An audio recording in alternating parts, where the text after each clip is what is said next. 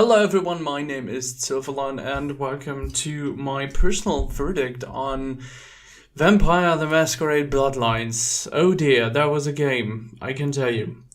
First of all, you can skip right now to the background to Bloodlines, and then you can also skip to my opinion directly because I will be talking a little bit about my personal history. So you can skip that to the background of Bloodlines. Then I'll talk about the background of Bloodlines a little bit and tell you where this has come from. And then I will give you my personal opinion of it. So skip ahead if you like. So my own personal history with the game is a pretty long one. I have started this game pretty much, I think 5 or 6 times with different clans. I couldn't decide on a clan because every single one feels different and I couldn't decide. I wanted to see all of the story, but you simply can't with one simple playthrough. Secondly, as time progresses and new games came out and I didn't follow up on Bloodlines, I turned out to skip that one for so long that technically it became really poor graphically and everything. It just became harder and harder to finish it. Then I decided to stream it, so this is actually my verdict of a live stream that I did, and I will do more of those. And while I streamed it, it took me a while because of personal reasons to finish it and to continue on. Then at some point, just right in front of the end where I felt, okay, soon I need to be finished. I want to be finished soon, finally, and put it away, put it away for good. And then a friend came and said, have you pre-ordered Bloodlines 2 yet? No, and I thought I may never need to, but now I'm not so sure anymore. Now to the background of Bloodlines. Vampire Bloodlines actually comes from the role-playing game World of Darkness. If you're not familiar with role-playing games, actually role-playing games became much more popular after they had been part of the series Big Bang Theory. But nevertheless, role-playing games is an eclectic sense where you sit down together with a group of people, sit on the table and roll dice, create characters, and you have a game master that comes up with a story, and everybody plays their character, and you evolve in a story that could be any kind of type. I mean, anything, because you're not limited to any technology and just your own fantasy. Your brain is actually the limit. So in World of Darkness, while you have games that, like Pathfinder, that are more traditional fantasy with elves and orcs and everything, you have Dungeons and Dragons, which is probably the most popular one to the broad audiences. And then you have something that's called Shadowrun, which is also with orcs and elves, but in the new time. So it's in the now, in modern times, which is also fairly interesting because they're big corporations and stuff. And then you have World of Darkness, which is basically our world, just a little bit darker. You can play, the base book is World of Darkness, and it just explains you the rules of the world. You're a human, and you can play basically any human you want. And you have just rules on some certain attributes and stats and skills and how that works. And it's kind of made in a very free way that you kind of decide what kind of skills you use to roll dice on. Some people are more talented and not, and it doesn't need to be completely set in stone, everything, but it gives you a certain rule book to follow through. Anyway, this is not an introductory on that, but World of Darkness had lots of additional rule books, one of which was Vampire Masquerade, which introduces in that world vampires. And you can kind of see it. You can kind of see World of Darkness as kind of our actual now world, just a little bit more, just darker. There are more conflicts. There's more criminal things that are happening, and some mysteries actually have in this world actually are based on something. So Dracula might even exist. In this case, it's his name is Cain in the vampire. So it kind of explains a little bit. Or let's say Jesus was a magician because he turned water into wine, but nobody really knows. Just the people that know that dark world, that dark, mysterious, magical, supernatural world. They know that the world isn't, only humans, but werewolves, vampires, hunters that are humans that actually know that stuff is going on and they want to kill them. Mages, which is a very interesting rule book.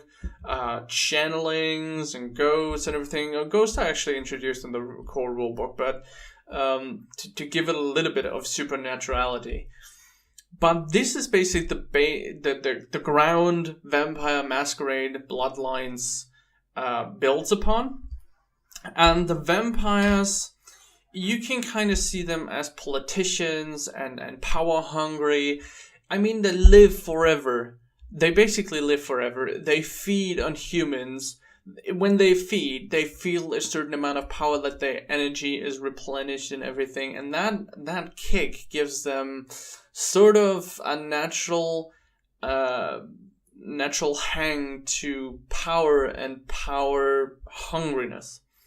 So when a vampire in Vampire Masquerade, they have lots of rules, they have lots of politics. There is one guy that's on top of each city that's called the Prince, and during the night the Prince basically rules the city. Werewolves are being outside, mages are doing their thing, and vampires have their own society and very strict rules. One of which, and that's the highest rule, is the Masquerade. And the Masquerade means you may not reveal yourself to any non-vampire. Of course, you as a hunter, you don't want the sheep to know that the hunter is there, right? So that's the basic thing about vampires. They're very they have a society. They're very political, power hungry, and have, grudges against basically everyone because their blood basically makes them wild on the inner side. Okay, let's get to the conclusion. Let's talk about the good things first. Good thing is the story. It is always you're kind of in the dark. You're doing things, but you're never gonna see, or at some point you'll see the bigger picture. But in the beginning, you never know the bigger picture. The characters are great. The characters are very individual. Everybody has their own likes, dislikes, and what they want to achieve and what they don't want to achieve. They're very different, and you never know how much a character you talk to actually knows and how important they are. Some may have connections that you maybe cut at some point because you kill them, but you never know what kind of results they will have. So that's very interesting. The characters are very fleshed out. Also, there are lots of Easter eggs. Damn, there are lots of Easter eggs. If you're familiar with the role-playing game and what kind of things there could be in there, they have put so many little things that are in the rule book, so many little things about vampires and how they react, how they do things, and what kind of people you might meet. They put in so many little things that you basically can't miss them. If you've seen or if you read the rule book, there are many things that you kind of see again. Also, the clans. There are several clans that you can play. So there's Tremere, there's Malkovian, there's Nosferatu. There's different kind of clans. They all have a different style of play. They all have different disciplines they can do. Disciplines being some sort of magic that they can do. And they all feel very, very differently when you play. There is one clan that is their mind is so blown and voices are talking to them that in every response that you give, all the dialogue options that you'll have, they make sometimes no sense at all, but characters kind of understand them or kind of not. That character actually, if you play that clan at some point, streetlights will start talking to you. That will never happen if you play another clan, so you will have a completely different feel going through the game playing as this clan. There's also Nosferatu, which is kind of, I call it hard mode, because you can't run around on the street because people will see how ugly you are and then notice you're breaking the Masquerade. So you have to go always through the sewers and come up on the surface when you reach the destination. So you will probably skip a lot of things because you'll never see everything as a Nosferatu, but you will probably never see everything. So that's really, really good. There are also story paths that you can take, and they're not very obvious, actually, because there's never take this path, or take this path, or if you choose this dialogue option, you actually chose this path. There will be nothing like that, so it's actually a very fluid experience in that regard. And the dialogue options are great. The dialogue, the voiceovers are really great, the people that are acting them are really good, so that really immerses you in the world, and it really makes it different. It makes a very good story compelling game. Of course, there is no game that's perfect. I'm still on the quest to find the perfect game, but this isn't one of them. The story is great, the characters are great, the dialogue options is great, the story paths are incredible, and everything that I said before, just the technology, the bugs, the hitboxes, it's this game is almost unplayable without the community patch. It crashes so much. It crashed while I was being in one of the biggest end boss fights where I tried it for the third or fifth time and it just crashed halfway through, and it takes you about 20 minutes to beat it. It was really painful at some point. It was also very frustrating that it crashes. It was frustrating that sometimes hitboxes don't make sense, and sometimes little splinters of things, little shards of glass, I don't know, some vase broke and some shards of glass are on the ground and they actually block your movement. You can't jump over them, you can't go around them. You basically suddenly you're stuck because a stupid shard on the ground. I don't know what they did, but something really, really bad happened there. And when the game came out back then, they had really, really bad reputation or really bad reviews because of the technology, and it still hasn't changed too much. Without the community patch, it's basically unplayable. And well, sometimes it looks really funny.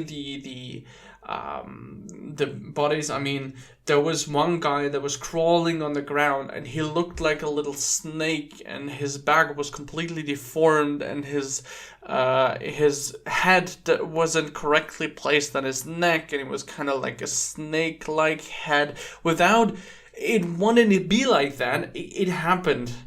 So that is my biggest concern. Graphically, of course, it's not up to par to nowadays games, but I think we can skip that far, because that's just not why you play this game. You play this game for the story, you play this game for the feel of being a vampire. Yeah, and that's all I can say about the bad things. It's basically the bugs, the technology, and actually going through with that. So if you are able to do that and have clunky controls and sometimes very unfair combat mechanics, because there are no real combat mechanics to aim or not, it's sometimes very difficult to see whether or not that was a wanted gimmick in the game, a wanted feature, or if it was just plain laziness and completely bugged out. Sometimes it's just not possible to see. Anyway, let's get to the next part, the conclusion.